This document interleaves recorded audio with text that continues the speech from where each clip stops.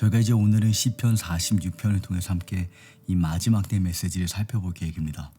시편 기자의 고백을 통해서 우리는 마지막 때 하나님께서 찾으시는 그리고 원하시는 신앙의 모습이 무엇인지를 우리가 배우게 됩니다. 먼저 문맥을 보면서 저희가 함께 전개해 보면 2절에 그러므로 땅이 변하든지 산이 흔들려 바다 가운데 빠지든지 바닷물이 흉용하고 뛰노든지 그것이 넘침으로 살이 요동할지라도, 어떻게 보면 그냥 은유적인 또는 시적인 그런 표현인 것처럼 볼 수가 있는데, 요한계시록의 7빙과 7나팔 7대접을 통해서 하나님께서 어떻게 하늘과 땅을 흔드실지, 천지이변이 어떻게 일어날지를 우리에게 보여주고 있습니다. 이러한 재앙은 예수님께서 말씀하신 세상이 시작된 이후 지금까지 없었고 앞으로도 없을 그러한 노아의 홍수를 초월하는 천지이변을 뜻합니다. 이것이 이제 시편 46편의 문맥인데, 중요한 것은 이러한 문맥 가운데 하나님께서 찾으시는 신앙과 영성이 무엇인지, 그리고 믿음의 모습이 무엇인지 우리가 시편 기자 고백을 통해서 보게 됩니다. 시편 기자가 어떻게 이런 상황 가운데 하나님께 고백하냐? 하나님은 우리의 피난처시오 힘이시니 환난 중에 만날 큰 도움이시라. 그러므로 우리는 두려워하지 아니하리로다.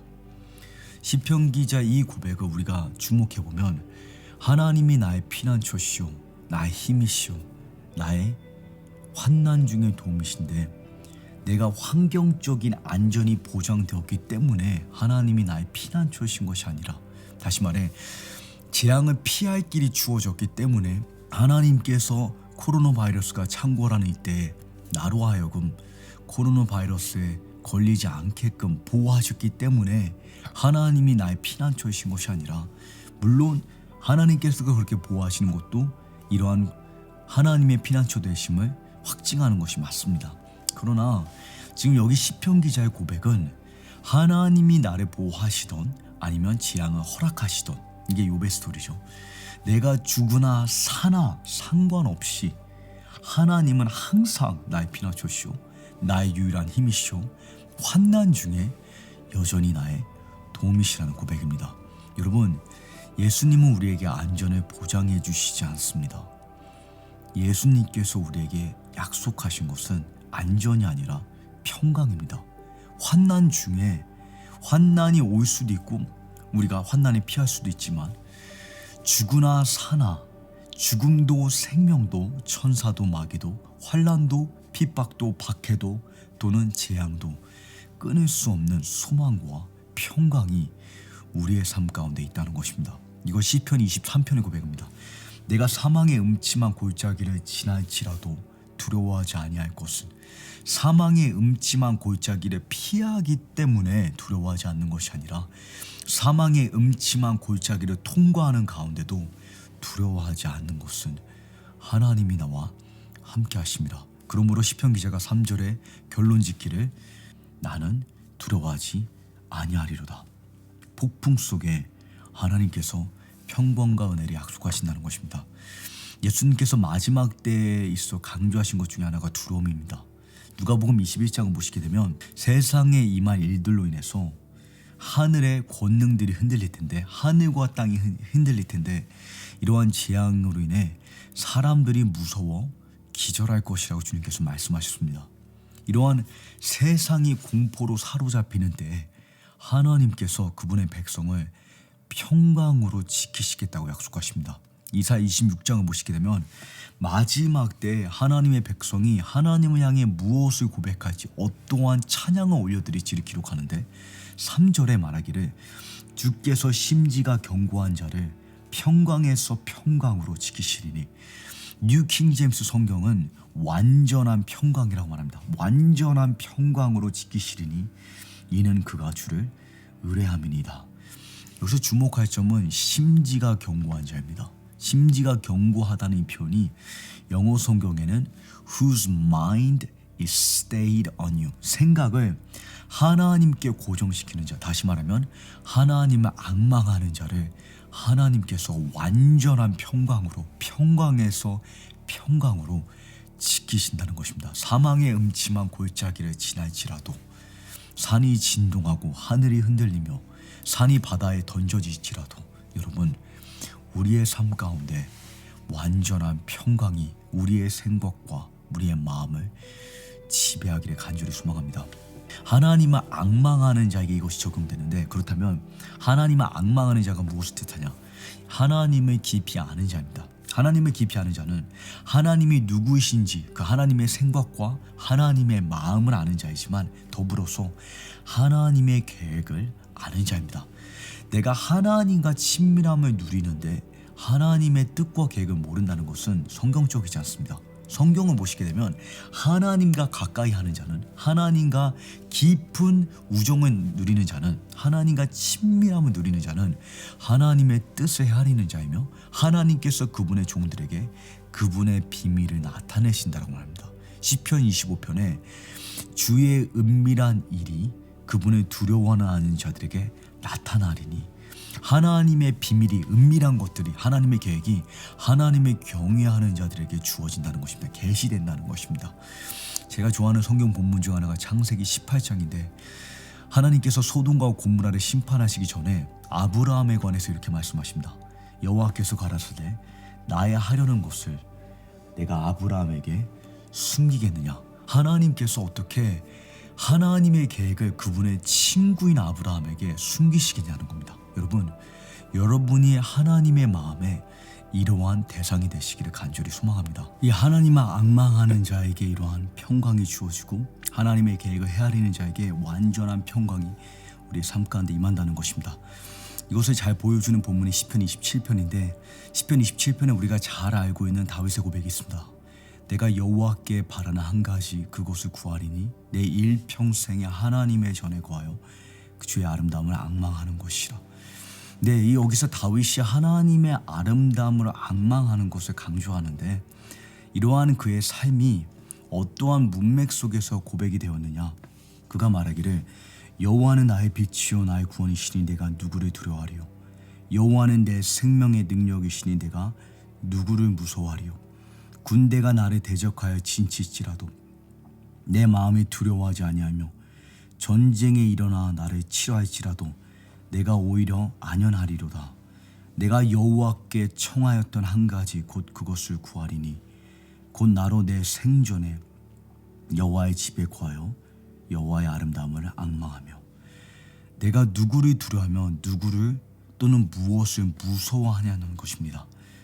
내 마음이 두려워하지 아니하며 전쟁이 일어나고 대적이 나를 치러 둘러싸며 재앙이 내 삶 가운데 닥친다 해도 내가 두려워하지 않을 뿐 아니라 오히려 담대하여 일어설 것은 오히려 안연하는 것은 하나님의 아름다움을 앙망하였기 때문에 그의 심령이 평강으로 지배당했다는 것입니다. 그가 두려워하지 않는다는 것입니다.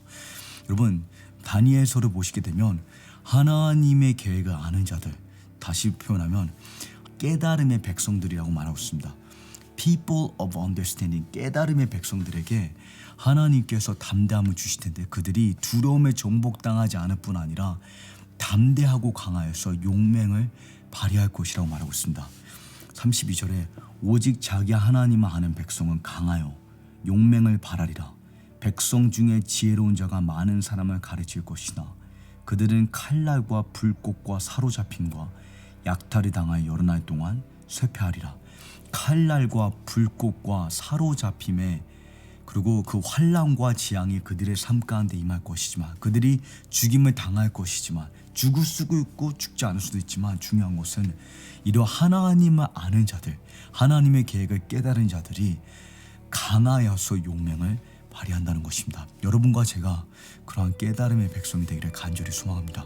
그렇다면 시편 46편으로 돌아가서 어떻게 이 시편 기자가 하나님을 향해 이러한 고백을 할 수 있냐? 어떻게 하나님이 나의 피난처요 그러므로 내가 두려워하지 않는다 고백할 수 있냐? 두려워하지 않는 세 가지 이유를 제공합니다. 첫 번째는 영원한 실체에 대한 확신을 보여주고 두 번째 이유는 하나님의 주권, 하나님의 통치에 대한 확신을 얘기합니다. 그 다음에 세 번째는 환난 중에 그리고 재앙 가운데 하나님께서 함께 하신다는 그 사실 그리고 그러한 확신으로 인해 그가 두려워하지 않는 것을 우리가 보게 됩니다. 한 시내가 있어 나뉘어 흘러 하나님의 성 곧 지극히 높으신 자의 장막의 성소를 기쁘게 하도다. 그가 자신의 믿음과 자신의 소망을 영원한 세계에 대한 실제적이고 구체적인 그 비전에 연결이 짓습니다. 다시 말해서 새 예루살렘이 그의 마음 가운데 실제적이고 구체적이기 때문에 그가 재앙을 만났을 때 재앙으로 인해 그가 죽던 살던 상관없이 그가 소망을 잃지 않는다는 것입니다. 목숨은 잃을 수는 있지만 그가 하나님을 향한 믿음을 잃지 않는다는 것입니다. 영원한 세계에 대한 실체가 그의 심령에 인쳐졌기 때문에 죽음도 위협할 수 없는, 재앙도 끊을 수 없는 그의 마음 가운데 확신과 소망이 있는 것입니다. 예수님께서 제자들을 떠나실 때 요한복음 14장에 제자들을 향해 말씀하시기를 너희는 마음에 근심하지 말라 말씀하십니다. 그러면서 하나님을 믿으라고 말씀하십니다.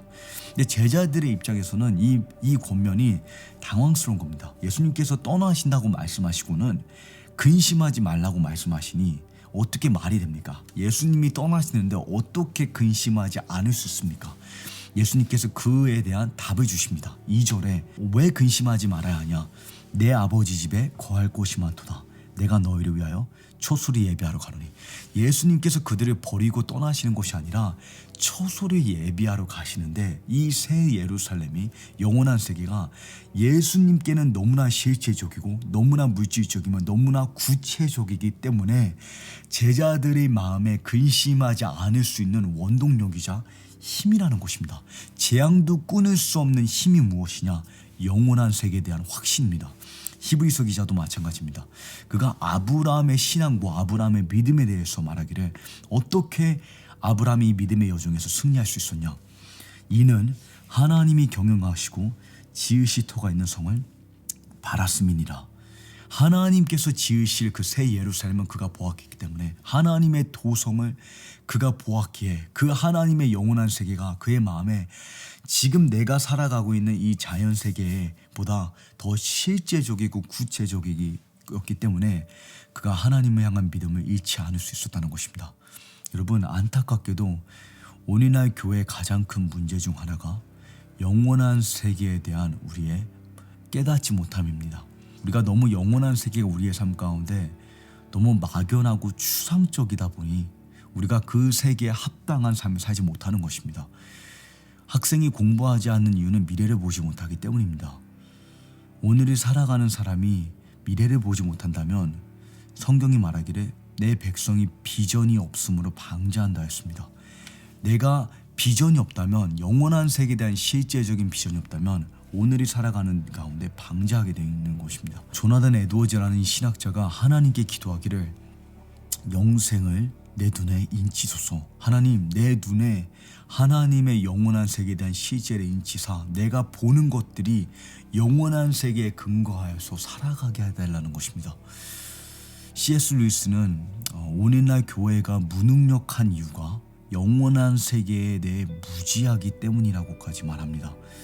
그의 말에 의하면 역사를 읽으면 현 세계를 위해 가장 많은 일을 한 그리스도인들은 바로 다음 세계를 가장 많이 생각하는 사람들이었다는 것을 알게 될 것이다.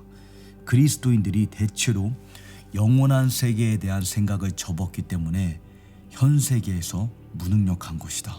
우리가 영원한 세계를 알지 못하므로 오늘을 살아가는 가운데 무능력할 뿐 아니라 소망이 없다는 것입니다. 우리가 넘어지고 낙심하고 불안해하는 이유는 영원한 세계에 대한 실체가 없다는 것입니다. 하나님께서 조나단 에드워즈의 기도와 고백처럼 우리의 눈에, 우리의 마음에, 우리의 생각에 영생을 인치시기를 간절히 소망합니다. 그리스의 신화가 우리의 상상력을 장악하는 것이 아니라 할리우드의 영화가 여러분의 생각과 여러분의 상상력을 지배하는 것이 아니라 살아있고 운동력이나 하나님의 말씀이 여러분의 상상력을 회복하고 소송케 하여서 우리의 내면에 영원한 세계에 대한 실체가 다시 한번 살아나기를 간절히 소망합니다. 두 번째, 이 시편 기자가 두려워하지 않는 이유는 하나님의 주권에 대한 확신 때문입니다. 다시 말해 재앙 가운데 하나님께서 나를 결국 인도하실 뿐 아니라 하나님께서 재앙을 통치하신다는 겁니다. 다시 말해 재앙은 하나님의 손을 벗어나지 못한다는 것입니다. 하나님의 허락 없이는 코로나 바이러스나 세계 2차 대전이나 어떠한 기근과 전쟁과 허리케인과 또는 환난과 어떠한 재앙도 이 땅에 이루어질 수 없다라는 것입니다. 이것이 시편 기자의 고백입니다. 8절에 와서 여호와의 행적을 볼지어다 그가 땅을 황무케 하느도다. 하나님께서 땅을 황무케 하신다는 겁니다. 이것이 하나님의 행적이라는 것입니다. 사탄의 행적이 아니라, 물론 사탄이 개입하지만, 물론 악한 인간의 죄가 개입되었지만 하나님의 손을 벗어나지 못한다는 것입니다. 아모스 3장을 보시게 되면 여호와의 시키심이 아니고야 재앙이 어찌 성읍에 임하겠느냐. 하나님이 허락하시지 않으면, 하나님의 뜻이 아니면 어떻게 코로나 바이러스가 이 땅에 창궐 하냐는 것입니다. 어떻게 재앙이 이 땅 가운데, 시리아에, 이라크에, 이스라엘에, 한국 땅에 허리케인이건 폭풍이건 쓰나미이건 홍수이건 그 어떤 재앙도 하나님의 손을 벗어나지 못한다는 것입니다. 이사야 45장에 나는 빛도 짓고 어둠도 창조하며 나는 평안도 짓고 환난도 창조하나니 나는 여호와라 이 모든 일에 행하는 자니라 하였노라. 여러분, 요한계시록 보시게 되면 예수님께서 인을 떼실 때 하나님의 심판이 이 땅에 부어지는 것을 보게 됩니다. 사탄이 인을 떼는 것이 아니라 예수님께서 인을 떼시는 것입니다. 하나님께서 인을 떼실 때 하나님의 크고 놀라운 거룩하고 선한 섭리 가운데 하나님께서 이 땅을 정결케 하실 것입니다. 재앙을 통해서, 심판을 통해서 이 땅을 정결케 하여 이 땅을 멸망시키는 것이 아니라, 지구를 종말하는 것이 아니라 다시금 에덴의 원래 상태로 복귀하시고 확장하사 원래 하나님의 계획과 의도를 온전히 이루시는 것입니다. 그러한 하나님의 통치와 하나님의 주권을 헤아렸을 때 시편 기자처럼, 그리고 하박국 선지자처럼 우리는 하나님의 그 심판 가운데, 그리고 이러한 환난 가운데 하나님을 찬양할 수 있게 될 것입니다. 하박국서의 메시지를 보시게 되면 하박국 1장에 하박국 선지자가 하나님께 불만을 터뜨립니다. 어떻게 선하고 거룩하신 하나님께서, 전지전능한 하나님이 악한 자를 세우시고 어떻게 하나님께서 이러한 흑암을 허락하실 수가 있느냐. 그러한 가운데 2장에 그가 하나님의 계획과 하나님을 인격적으로 경험하게 됩니다. 구체적으로 그가 무엇을 보았는지는 기록하고 있지 않지만 하나님께서 그분의 계획을 통해서 어떠한 목적을 이루실지, 그 결과가 무엇인지 여호와를 아는 지식이 물이 바다 덮음같이 온 땅을 뒤덮은다는 그 하나님의 끝이 보고 나니까 그가 어떻게 결론을 내리냐. 비록 무화과 나무가 꽃이 피우지 못하고 포도나무에 열매가 없으며 올리브 나무에 수고의 열매가 없고 밭이 먹을 것을 내지 아니하며 우리 애에서 양떼가 끊어지고 외양간에 소떼가 없을지라도 나는 여전히 주를 기뻐하며 내 구원의 하나님을 기뻐하리로다. 하나님을 찬양한다는 것입니다. 마찬가지로 시편 46편에 시편 기자는 그의 행적을 볼지어다 그가 땅을 황무케 하신도다. 하나님의 행적인 줄 알 때, 하나님께서 붙잡고 계시다는 것을 알 때 하나님을 신뢰하고 그가 두려워하지 않는 것입니다. 세 번째는 하나님께서 재앙 가운데 우리와 함께 하신다는 확신입니다. 7절에 만군의 여호와께서 우리와 함께 하시니 야곱의 하나님은 우리의 피난처시리로다. 시편 121편을 보시게 되면 이렇게 기록하고 있습니다. 이스라엘을 지키시는 자는 졸지도 아니하시고 주무시지도 아니하시리로다. 비록 현실은 암흑하고 하나님께서 주무시고 계신 것 같아 보여도, 하나님께서 역사하시지 않는 것 같아 보여도, 하나님께서 멀찌감치 지켜만 보고 계신 것 같아 보여도, 현실이 통제 불능해 보여도 하나님께서 우리와 함께하고 계시다는 사실입니다. 이사야 43장에 하나님께서 이스라엘 백성을 향해서 말씀하시기를 야곱아 너를 창조하신 여호와께서 이제 말씀하시느니라. 이스라엘아 너를 조성하신 자가 이제 말씀하시느니라. 너는 두려워하지 말라. 내가 너를 구속하였고 내가 너를 지명하여 불렀나니 너는 내 것이라. 내가 물 가운데를 지날 때에 내가 함께할 것이라. 강을 건널 때에 물이 너를 침몰지 못할 것이며 불 가운데 행할 때에 타지도 아니할 것이요 불꽃이 너를 사르지도 못하리니 두려워 말라. 이는 내가 너와 함께함이라. 두려워 말라. 너는 내 것이라. 내가 너와 함께 할 텐데 강을 건넌다 하여도 물이 너를 침몰치 못하고 불 가운데로 걸어간다 해도 타지 아니하며 불꽃이 너를 사르지 못하리니 두려워하지 않을 것은 하나님께서 우리와 함께 하신다는 사실입니다. 여러분, 이것이 사드락과 메섹과 아벳느고의 영성입니다. 그들이 극렬히 타는 풀무에 던져졌을 때 그들이 느부갓네살 왕에게 고백하기를 그리 아니하실지라도 하나님께서 원하신다면 능히 우리를 당신의 손에서 구원하실 수 있다는 것입니다. 그러나 하나님께서 그리 아니하실지라도 우리가 왕에게 절하지 아니하며 사람을 두려워하지 아니하며 불뭇불을 두려워하지 아니하며 우리가 하나님 한 분만을 경외하리라. 그러하였을 때 우리가 어떠한 결과를 보게 되냐면 하나님께서 풀무 가운데 그들과 함께 하시는 것을 보게 됩니다. 여러분, 우리가 재앙을 피할 수도 있고 하나님의 보호하심을 누릴 수도 있고 어쩌면 욥처럼 재앙이 우리의 삶 가운데 허락될 수도 있습니다. 그러나 분명한 사실은 하나님께서 모든 상황과 환경을 주관하고 계시며 그 어떠한 재앙도 하나님의 손을 벗어날 수 없으며 하나님께서 우리의 삶 가운데 함께하고 계시고 더불어서 그러한 우리의 삶이 이 땅에서 끝나는 것이 아니라 영원한 세계에 하나님께서 예비하신 처소가 있다는 그 확신이 우리의 삶 가운데 있을 때 우리가 독수리가 날개치며 올라가듯이 소년이 곤비하고 넘어지고 장정이 쓰러지고 지친다 하여도 마치 독수리가 폭풍을 기회로 삼고 더 높이 올라가듯이 여호와를 앙망하는 자가 완전한 평강을 타고 완전한 평강으로 그 폭풍 가운데 승리할 줄이가 간절히 소망합니다. 끝으로 이제 시편 기자가 마지막 두 가지 적용점을 저에게 주고 있습니다. 제가 이제 시간이 다 되었으므로 이제 한 가지 적용만 정리하고 이제 메시지를 마치자면 그가 8절에 말하기를 와서 하나님의 행적을 볼지어다. 그가 우리에게 와서라는 것은 능동적인 마음의 자세를 뜻합니다. 하나님의 계획을 살피고 그 하나님의 계획을 보라는 것입니다. 하나님께서 어떠한 일을 행하실지 하나님이 누구이신지를 우리의 눈을 들어 그 하나님을 보라는 것입니다. 여러분, 하나님의 계획에 우리가 지식적으로 동의하고 하나님의 심판을 인정하는 것이 중요하지만 그것이 전부가 아닙니다. 성경에 너무나 많은 이 하나님의 말씀이 있는데 제가 이 강의를 통해서 성경에 150장 이상의 본문이 있다는 것을 이렇게 말씀드렸습니다.